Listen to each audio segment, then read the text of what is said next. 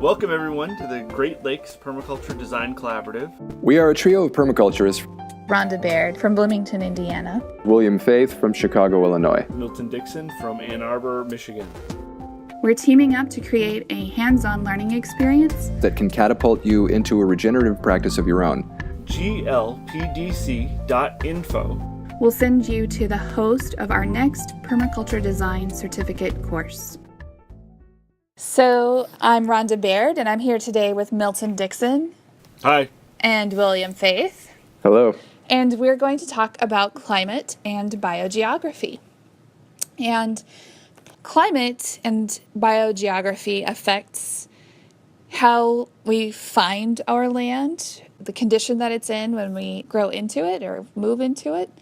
It affects how we build, tools and technology that we choose, perhaps.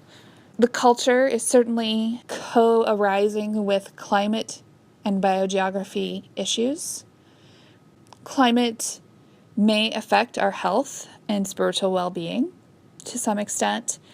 I know that some people are tracking how climate change affects economics and finances now. So it's a sort of overarching, not necessarily thought of impact on our way of life. And certainly that factors into land tenure and community governance. We're coming into an era of people moving because climate change is affecting them, or considering that they or their children will have to move because of rising sea levels or drought or other conditions caused by climate change. So climate and biogeography are very important for us to have some understanding of. Mm-hmm. So for us, we want to start with just a couple of pieces of why do we have different kinds of climate on the planet. And there are a couple of things happening here, illustrated in this slide here. One is the fact that the Earth is on a tilted axis, and the rays of the sun hit the Earth at different angles throughout the year as we rotate in our orbit around the sun. So we have seasonality. And the differences in temperature generated by the sun's light hitting the surface of the water over the oceans and lakes, and also the more dense land masses, creates differences in air temperature. So the differential temperatures generate these Hadley cells that move around the globe in cycles of roughly every 7 days or something like that. We have changes in the fronts that bring us our weather. So climate is connected with weather, but it's not all of it. And along with the sun's light striking the surface of the Earth, we also have what's known as the Thermohaline Circulation pictured in this map in the bottom right. And again, the point is that some of the water is warm and circulating warm water, and then the cooler water is dropping and it's creating this circulation around the oceans, also impacting the movement of moisture and temperature, different warm fronts and cool fronts around the globe. So now we can look in this bottom picture and see the Hadley cells that help move moisture, move different fronts around the planet, bringing us our weather. And we know that humans' activities do impact climate and have been for some time. And a lot of people complain about things, and I think permaculturists have some of the most promising responses to what are we going to do about climate change. So let's look at our climate regimes, which are on the next slide. Here we are at slide 3, and what we can see here are a mosaic of different climates, and they're based on a combination of latitude, so things close to the equator or close to the poles, and moisture regimes. And the combination of these two things get us into all these different climate categories, and there are even further refinements of those categories, which we can learn about as we go along. So Knowing our latitude and knowing our moisture regimes is helpful because it helps us as designers know what will work within an area and to understand things are changing all the time. And one of the most useful tools is the Plant Hardiness Zone Map. This is the 2012 map. And to sort of look at the trends and changes between the 2012 map, the 2005 map, the 1990 whatever map, help us anticipate the changes that we'll have to deal with as we develop our systems.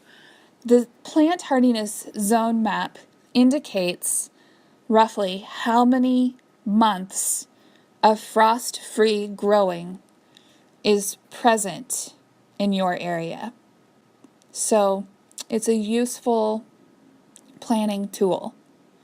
And something that does well in 6B will do as well in southern Indiana as it will in Colorado, given in terms of temperature. Then you have to pay attention to moisture and other considerations.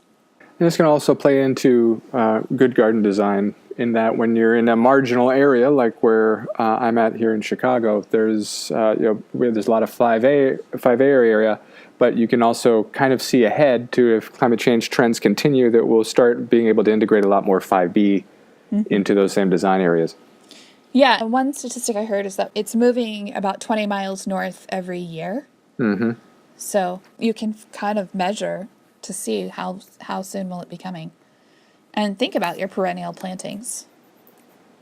One of the strategies we should employ as we face climate change is to plant plants that are from outside of our zones, both colder and warmer. Mm-hmm. Another thing we can also be doing, we need to maximize omega diversity, which is planting as many different plant families as possible. So not just all mustards and brassicas, but really have a diversity of things, plants other than apple family. And that's also where clever manipulation of microclimate can come into play. Exactly. So along with temperatures, we have to pay attention to moisture regimes. And so this is a map that shows sort of average precipitation in the United States between 1961 and 1990. So this is changing. This is dated information. It's interesting if you look, there's sort of a light green line that runs from Minnesota down through Texas. And essentially everything east of that, people can grow without having to irrigate usually.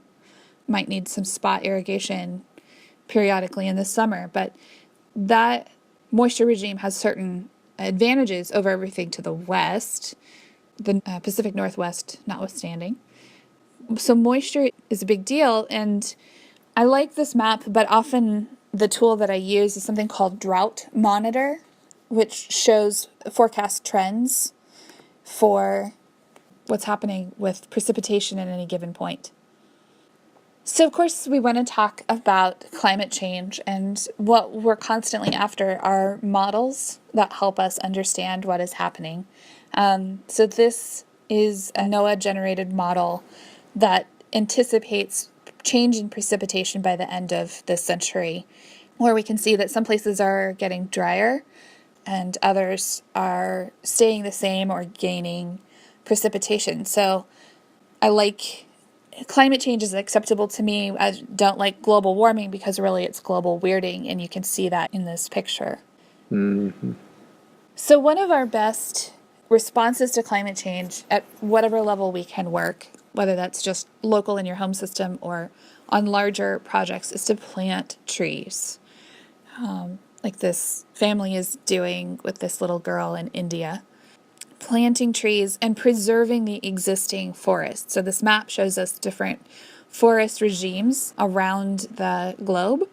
And part of our ethical responsibility, I believe, is to work to preserve existing stands of forest and encourage and support their maintenance for health.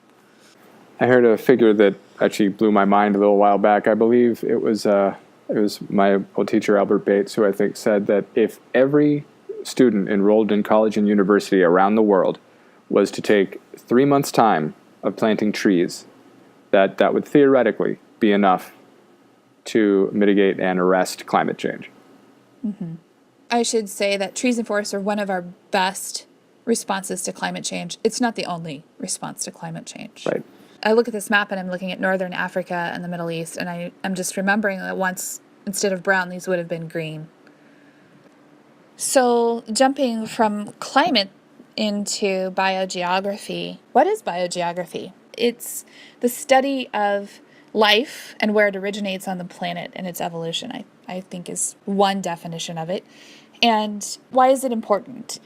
It's important because when you understand where plants originate or animals originate and the conditions in which they originated and continue to evolve and thrive, you can help put them into the right locations and placement for them to thrive in your design.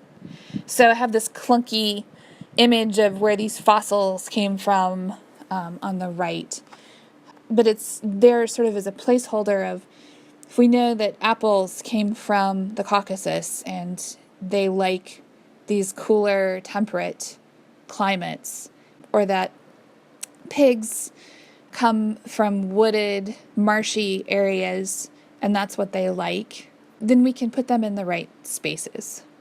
If we consider that there are plums in North America and there are plums in Asia, we can find analogs that might be missing in our current systems and import them and recombine and create new synergies. So a lot of this has to do with glaciation and the changes that have happened on the planet over millennia, whether that's through continents coming together and separating, or glaciers growing and receding. Plants and animals have been moving around and evolving, and we can think about that and use it to our advantage. Definitely in design, it's one of those things that helps us know what naturally wants to be there. And then we can tweak that a little bit in our systems. Mm-hmm. So we see in this next picture these Japanese plums probably, and we bring those into our systems because we prefer those over the American plums. And they grow in this, similar conditions. In my state, there are 143 different native tree species. So there's a lot there that can be spread and used throughout the continent appropriately to create more diverse systems. This pig, is in this environment he evolved in and wants to be in a wet, marshy, wooded environment where he can root around and be in the shade, and basically will then also create wet, marshy, wooded environments in his wake, working with nature. So we can use that tendency when we're developing our system to let the pig do work for us. And he's happy, and so are we.